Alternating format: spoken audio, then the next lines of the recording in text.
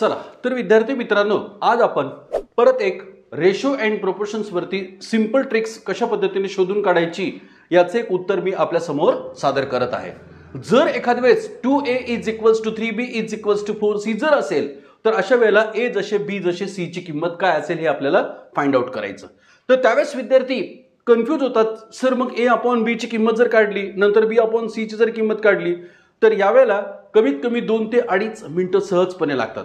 मग यासाठी स्पर्धा परीक्षेसाठी अत्यंत कमी सेकंदामध्ये याचं उत्तर फाइंड आउट करायचं असेल तर करण सर अकॅडमी मधून तुम्हाला अत्यंत सोप्या ट्रिक्सची माहिती आवर्जून मिळून जाईल।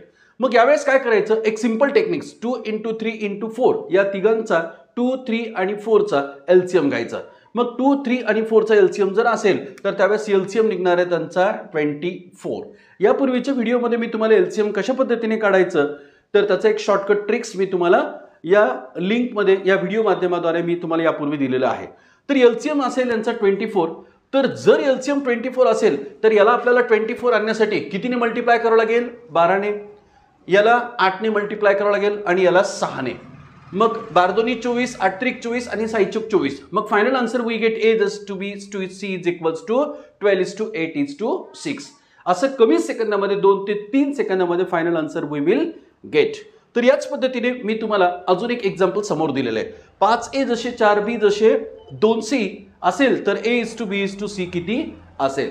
यापूर्वी एका सेकंदापूर्वी सांगितलेला व्हिडिओ त्याच व्हिडिओमध्ये म्हणजे त्याच एक्झाम्पल्समध्ये आपण तो सांगितलेला एक्झाम्पल्स परत एकदा एक्सप्लेन करतोय।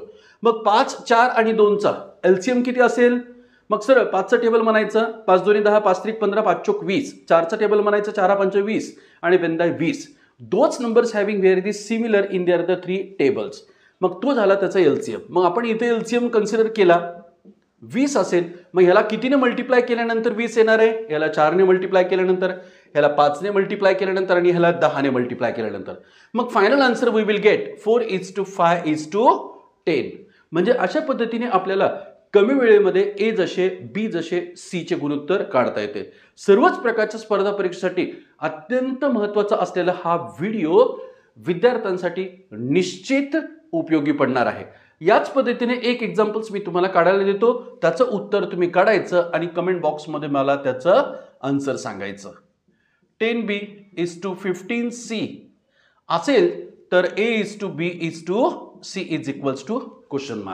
याचंच उत्तर मला काढून दाखवायचं आणि कमेंट बॉक्समध्ये त्याचं आन्सर द्यायचं आणि आवडला तर व्हिडिओ निश्चित शेअर करायचं, लाईक करायला विसरायचं नाही आणि सबस्क्राईब करायचं। थँक्यू।